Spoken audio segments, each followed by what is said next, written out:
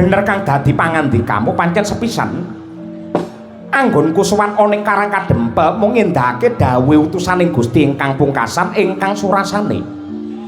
sok sapa menungsa sing gelem nyambung paseduluran nyambung kekadangan ing kono bakal dijembarke rejekine lan uga diparingi panjang yuswane dawane umur kebaka ing reh barokah dene ingkang angka 2 Kyai Semar gandeng aku kelawan Wisanggeni iki ngrumangsane lamun to dadi putra Pandhawa dadi satriyane bangsa ing negara Ngamarta kene sing tegese rakitang sapropirane duwe tanggung jawab abot tumrap banger bacin butek bening mulya rekasane para kawula sak negara Indraprastha mongko wis cetha pratila lamun ripalungguhan iki semune negara Ngamarta nembe ketaman pagebluk larang sandang kelawan pangan para kawula pating jerit rereyongan malah kepara gandeng penguripane wong Amarta ki saperangan saka anggene padha tetanen anggene nggarung luku nggarap sawah lan uga nenandur ning pategalan ripalungguhan iki kahanane para among tani iki banget lintrenyuhake banget lemesakake banyune kuwi angel engko yen wis klakon dadi tanduran tenan tandurane mesti dipangan karo ama satemah para kawula gagal anggene panen niku teng pundi saperangan gedhe negara Ngamarta desa ngadesa kaya ngono kuwi larang sandang kelawan pangan larang banyu tur akeh ama ning benten kalian Karang Kadempel nggen kula mriki lho Gus ampun digebyah-uyah yen liyane desa kula mriki do larang sandang pangan larang banyu yen mriki menika banyune malah turah-turah malah saged ugi malimbar nganti desa kiwa tengen mriki kabeh entuk banyu king mriki meh sak kecamatan jagake banyu king Karang Kadempel uripe para kawula racake mulya nadyan teng mriki menika hawane adem hawa sing adem kala wau mahanane tentreme ati ademe pikir mula le mikir tiyang mriki niku semeleh tur ora kami bandanen rumangsa urip ana ngalam donya urip ana desa gandeng desa kuwi duwe adat duwe tradisi waton desane kok duwe gawe desane kok duwe hajatan mesti para kawula ki moh mandeg moh leren moh mangku tangan sak propirane ya kudu melu duwe gawe nun sewu niku desa Klampis Ireng mriki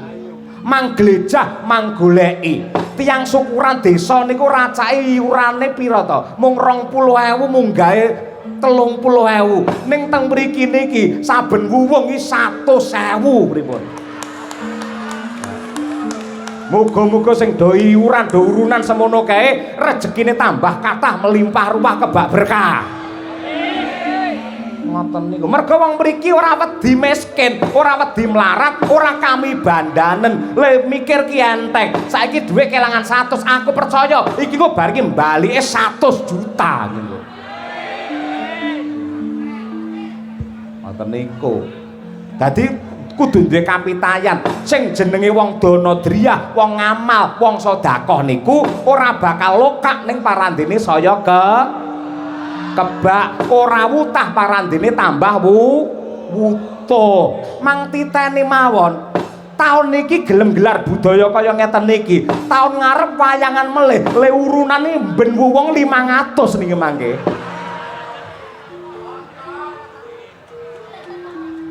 bos mestine pantese padha agung kapita agung dharma perpisun kamreng dosa bangsa tunggal cipta tunggal satya bangsa negara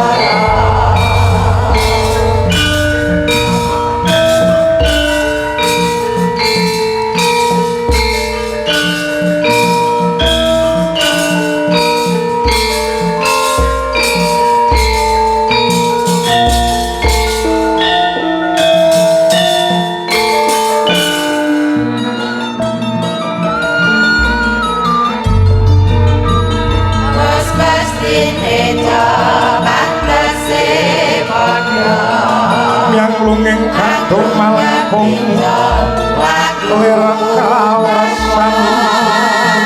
Bekti sungkam ring dosa tansah tunggal cita tunggal satya bangsa negara lamito tanjung iya bukti mantu apa padang pengusan corona lesu pita amati kengeran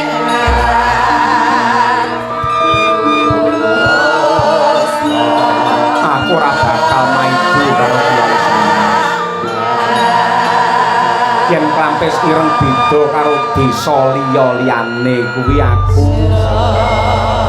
ora maido merga pancen pinter lan wasise Kyai Semar anggenmu nata desa. Sing pinter niku sapa to? Kula niki mboten pinter. Sing pinter ya kabeh para kawula niki. Wong desa utawa perangkat niku teng mriki mung manut piye karepe para kawula. Ngoten niku. Ning kawulane ya sembada, upamane duwe usul ngeten-ngeten iki kawula ya gelem kurban. Lah niku apike teng mriku niku dadi kawula dadi rakyat, aja mung iso nyacat karo maido karo pejabat desa. Yen wani usul ya kudu wani ragat tenan niku sing apik teng mriki. Yo. Mula Kang Mangkono nuwun sewu. Yen sak liyane